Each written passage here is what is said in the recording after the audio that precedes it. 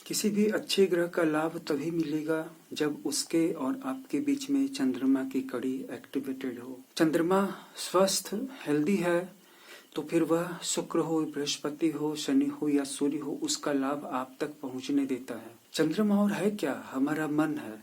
हमारा मन अगर टूटा हुआ है तो फिर दूसरों के अच्छे विचार या प्रभाव हम ग्रहण करने की स्थिति में होंगे ही नहीं। इसलिए यह बहुत जरूरी है कि पहले अपने मन को ठीक किया जाए, यानी कि चंद्रमा को ठीक कर लिया जाए। चंद्रमा को ठीक करने के लिए ज्यादा से ज्यादा पानी का सेवन करें, मोती पहने या मून स्टोन पहने, चांदी का एक सिक्का या चांदी का एक चौकोर टुकड़ा अपने पर्स में रखें और एक लॉकेट धारण करें जिसमें कि 2 लिखा हुआ हो, या फिर ये वाला यंत्र धारण करें।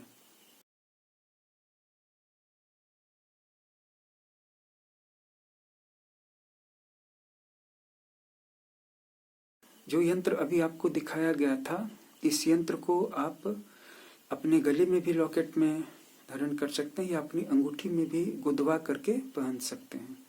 अगर हमारा मन सही नहीं है तो हम कोई उपचार भी करेंगे, किसी मंत्र का जप भी करेंगे तो उसका प्रभाव हमें मिलेगा नहीं, उसका लाभ हम तक पहुंचेगा नहीं। क्यों नहीं पहुंचेगा? क्योंकि हमारे मन के तंतु टूट चुके हैं। हम अपने मन में किसी बात से हार मान चुके हैं, निराश हो चुके हैं। हम चाहते हैं कि बस हम कोई भी चीज करें। किसी ज्योतिषी ने, किसी यूट्यूबर ने बता दिया कि श्री सूक्त का पाठ करो, श्री सूक्त का पाठ करके देख लिया, बस उसको उगल दिया, उसके 16 या 25 श्लोकों को उगल दिया। फिर हनुमान चालीसा, किसी ने कहा कि हनुमान चालीसा पढ़ो, सारे सुख मिल जाएंगे, जॉब मिल जाएगी, सारे दुख दूर हो जाएंगे, शनि राहु केतु मंगल सब शांत हो जाएंगे। हनुमान चालीसा को एकदम बिल्कुल स्पीड से, पहली बात बताइए कि आपको जाना कहाँ है, जल्दीबाजी कहाँ है आपको जाने की। और मैं ये कहाँ कहता हूँ कि आप एक दिन में सारी की सारी हनुमान चालीसा पढ़ लीजिए। सबसे पहले आप उसका दोहा पढ़िए, श्री गुरु चरण सरोज रज निज मन मुकुर सुधार, बरनौ रघुबर बिमल जसो जो दायक फल चार, बुद्धिहीन तनु जानिके सुमिरो पवन कुमार, बल बुद्धि विद्या देहु मोहि हरहु कलेश विकार। इसको दोहराइए, रिपीट कीजिए, डिवोशन के साथ, एकाग्रता के साथ, भक्ति के साथ, जब तक कि इसका पूरा अर्थ क्लियर नहीं हो जाए और आपका मन और ये जो श्लोक है, ये मंत्र है, एकाकार नहीं हो जाए। जब हो चुके हों और तब भी हनुमान जी से मन नहीं भरा हो तो पहली चौपाई को पकड़िए, जय हनुमान ज्ञान गुण सागर, जय कपीश तिहुँ लोक उजागर, राम दूत अतुलित बल धामा, अंजनी पुत्र पवन सुत नामा। फिर से दोहराइए, जय हनुमान ज्ञान गुण सागर, जय कपीश तिहुँ लोक उजागर। कौन से हनुमान की जय हो? जो सागर हैं, ज्ञान के भी और गुण के भी, जो कपीश हैं, सभी वानरों के राजा हैं, तिहुँ लोक उजागर, जिनकी कीर्ति तीनों लोकों में फैली हुई है। हमारी कीर्ति तो इस लोक में भी नहीं फैली हुई है। हमें अपने देश तो छोड़ दीजिए, हमें अपने स्टेट के सारे लोग भी नहीं जानते होंगे, लेकिन हनुमान जी की कीर्ति तीनों कालों में फैली हुई है और तीनों लोकों में फैली हुई है, 14 भुवनों में फैली हुई है। तो इस तरह से उनके अर्थ को समझ करके उनमें तन्मय होकर के डूबने की आवश्यकता है। रामदूत अतुलित बल धामा, जो राम के दूत हैं और जिनका बल इन्फिनिट है, जो इन्फिनिट बल के धाम है, अंजनी पुत्र पवन सुत नामा, जो अंजनी के लाल हैं, जिनका नाम पवन पुत्र है। इस तरह से उनके विभिन्न गुणों को, उनकी कीर्ति को और उनकी स्टोरी के धागों को, तंतुओं को, डोरियों को समेटते हुए हनुमान चालीसा आगे बढ़ती है। इस तरह से इसमें डूब करके पढ़िए। फिर भले ही आप 2 ही चौपाइयों रोज पढ़िए। श्री सूक्त पढ़ना है, ओम हिरण्यवर्णाम हरिणीम सुवर्ण रजतस्रजाम चंद्राम हिरण्यमयीम लक्ष्मीम जातवेदोम आवह, ताम आवह जातवेदो लक्ष्मी मनपगामिनीम, यस्याम हिरण्यं बिंदेयम गामश्वम पुरुषानहम।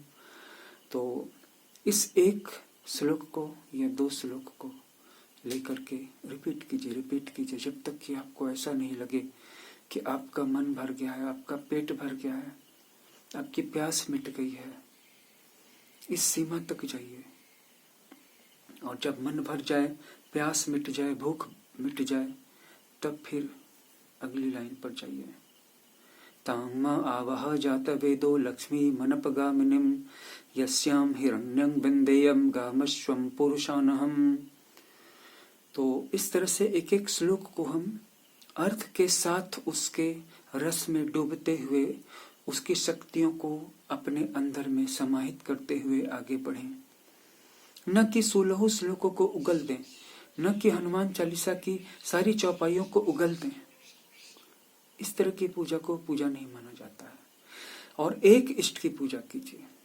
हनुमान जी को पकड़िए तो हनुमान जी को पकड़ लीजिए, काफी है, सब कुछ मिल जाएगा। माता महालक्ष्मी की उपासना करते हैं तो बस और किसी की उपासना में पड़ने की जरूरत नहीं है, सब कुछ दे देगी माँ महालक्ष्मी।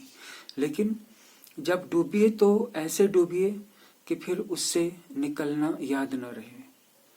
और जो देवी देवता बिना नानुकुर किए, बिना नानुज किए दे सकते हैं, उसे तो पृथ्वी लोक के बड़े बड़े राजा महाराजा तो सोच भी नहीं सकते हैं, क्योंकि इनके पास जो भी धन है वो लिमिटेड है, और उनके पास जो भी धन है वो अनलिमिटेड है। और वैसे भी धरती के जितने भी राजा महाराजा हैं, धनी सेठ हैं, वो सभी तो माता महालक्ष्मी के नौकर चाकर हैं। इन सब की संपदा मिला करके महालक्ष्मी के कोष की एक कीकर, एक कंकरी के बराबर भी तो नहीं है। तो उससे क्यों नहीं मांगते हैं जो नानुज करना जानते ही नहीं है। लेकिन मांगने से कहाँ कुछ मिलता है, उसमें अपने आप को डुबाना पड़ता है। पहले अपने वस्त्रों को साफ रखना पड़ता है, अपने कमरे को धो करके, पोंछ करके, झाड़ू लगा करके, खुद भी नहा करके, धो करके, अच्छे वस्त्र पहन करके, साफ सुथरे वस्त्र पहन करके, तब उनके श्री सूक्त के एक एक श्लोक का अर्थ सहित पाठ कीजिए। इसके बाद फिर देखिए कि क्या होता है। अगर जप करना है तो महालक्ष्मी के बीज मंत्र से शुरू कीजिए, श्रीम श्रीम श्रीम श्रीम श्रीम श्रीम। और देवी देवताओं की उपासना करने में ये बात तो हो सकती है कि किसको महालक्ष्मी शूट करती है, किसको हनुमान जी शूट करते हैं, ये सब बताने के लिए हम तो हैं ही। लेकिन अगर आप हमसे पूछे बगैर भी किसी भी देवी या देवता का आश्रय ले लेते हैं तो फिर सब कुछ आप आसानी से भुला करके निश्चिंत हो सकते हैं। लेकिन कृपा तो तभी मिलेगी जब आपकी पात्रता होगी। देने वाले के पास देने की कमी नहीं थी, लेने वाले के पास लेने की कमी थी, लेने वाले के पास रुकने की कमी थी। आप उसके पास गए, बोले माँ 500 रुपए दो। माँ ने जेब में हाथ डाला, निकाला, इसी बीच में आप वहां से गायब हो गए, नदारद हो गए। क्योंकि जितनी देर में माँ ने अपने कलश से, अपने कोष से, अपने पर्स से 500 रुपए का एक नोट निकाला, उनका 500 रुपए आपके 5 लाख रुपए से भी बढ़ के आपको पता होना चाहिए। इतनी ही देर में आप वहां से हट गए, क्योंकि उनका 1 सेकंड लगा निकालने में। इतनी ही देर में आपके कई हफ्ते महीने गुजर गए, फिर आप घबरा गए, फिर आपने माता महालक्ष्मी की राह तकना बंद कर दिया, फिर आप चले गए भैरव भगवान की उपासना करने में। जब वहां पर जी नहीं भरा तो आप किसी और देवी देवता की उपासना करने में लग गए। ऐसा मत कीजिए भाइयों, ऐसा मत करो बहनों। जिस देवता को पकड़ लो बस उसको पकड़ लो। लेकिन कृपा तो तभी मिलेगी जब पात्रता होगी। और पात्रता क्या है? अंदर और बाहर की पवित्रता। कपड़े साफ कर लो, पूजा के कमरे को धो लो, वस्त्रों को धो लो, अपने आप को भी स्नान वगैरह करके पवित्र कर लो। और अंदर के हृदय को भी काम क्रोध लोभ मोह से साफ कर दो। काम क्रोध लोभ मोह ये विकार जहाँ पर होते हैं वहां पर न नारायण आ सकते हैं और न ही उनकी पत्नी श्री आ सकती है। इनको आने के लिए तो भाई अपने घर को बहुत साफ सुथरा बनाना होगा। और यही वजह है कि जिनका चंद्रमा कमजोर होता है उनका मन असंपूर्ण होता है और वो जल्दी जल्दी श्री सूक्त को उगल देते हैं, जल्दी जल्दी हनुमान चालीसा को पाठ करके निकल जाते हैं और हनुमान जी को कहते हैं दीजिए दीजिए आपका, मैंने 5 बार हनुमान चालीसा पढ़ा, माँ 2 महीने तुम्हारा पढ़ा। कैसी माँ है, देती ही नहीं है। फिर वो देवी, जैसे आप डॉक्टर बदलते हैं तो ऐसे ही आप देवी देवता भी वो लोग बदल लेते हैं। ऐसा नहीं करना चाहिए। बस माता महालक्ष्मी की उपासना में इतनी कमी रह गई कि आपको एक एक श्लोक को डूब करके पढ़ना था और सब कुछ साफ सुथरा रखना था। और एक बीज मंत्र से शुरू कीजिए, श्रीम श्रीम श्रीम श्रीम। सामने श्रीयंत्र रख लीजिए, श्रीयंत्र खरीद लीजिए, उस श्रीयंत्र को चार्ज कर लीजिए, उसका कॉन्सेक्रेशन कर लीजिए, उसको जागृत कर लीजिए। माता महालक्ष्मी का दूसरा बीज मंत्र है रीम रीम रीम। रीम कर्म शक्ति या क्रिया शक्ति का भी बीज मंत्र है, जिसका मतलब है कि आपको कर्म करके, मेहनत करके अच्छा और मीठा फल मिलेगा। अगर आपके पास कर्म शक्ति ही नहीं होगी तो माता महालक्ष्मी किस माध्यम से धन देगी? वैसे माता महालक्ष्मी चाहे तो किसी माध्यम के बिना भी धन दे सकती है, ऐसा भी होता देखा गया है। लेकिन कर्म शक्ति बन जाए तो अच्छी ही तो बात है।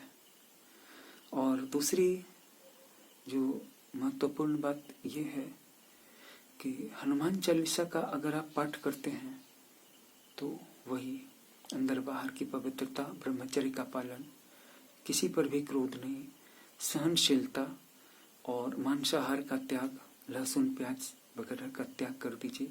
हनुमान जी जल्दी कृपा करेंगे। अगर एक बार जल्दी कृपा कर गए, सारी रिद्धियां सिद्धियां मिल गई तो हर तरह की रिद्धियां सिद्धियां जाएंगी, जिसमें कि धन संपदा भी एक होगी। आप एक चीज मांगने जाएंगे, आपको इतनी सारी चीजें दे देंगे कि आपको छांटना मुश्किल हो जाएगा, आपको जमा करना मुश्किल हो जाएगा। क्यों परेशान होते हैं? और अगर आप भगवान के लिए कुछ दिनों के लिए काम, क्रोध, लोभ, मोह का विकार नहीं त्याग कर सकते, तब तो फिर आप इसी गरीबी के लायक हैं। माता महालक्ष्मी के कुछ और मंत्र हैं, जैसे नमः कमल वासिन्याय स्वाहा, या फिर ओम ऐं ह्रीं श्रीं क्लीं ह्सौः जगत प्रसूत्याय नमः, या फिर ओम श्रीं ह्रीं श्रीं कमले कमलालये प्रसीद प्रसीद श्रीं ह्रीं श्रीं ओम महालक्ष्मी नमः। बहुत सारे मंत्र हैं और भी बहुत सारे मंत्र हैं। उम्मीद करते हैं कि ये वीडियो आपको इन्फॉर्मेटिव लगा होगा। अगर इस वीडियो ने आपकी लाइफ को बदलने का काम किया है तो अगर वैसे आपकी इच्छा हो तो आप इस वीडियो को लाइक किए बिना भी आगे बढ़ सकते हैं। माता महालक्ष्मी वैसे भी आप पर कृपा करें। आपका बहुत बहुत आभारी हूँ वीडियो वॉच करने के लिए, क्योंकि आपने यहाँ तक देखा तो सही। धन्यवाद धन्यवाद धन्यवाद।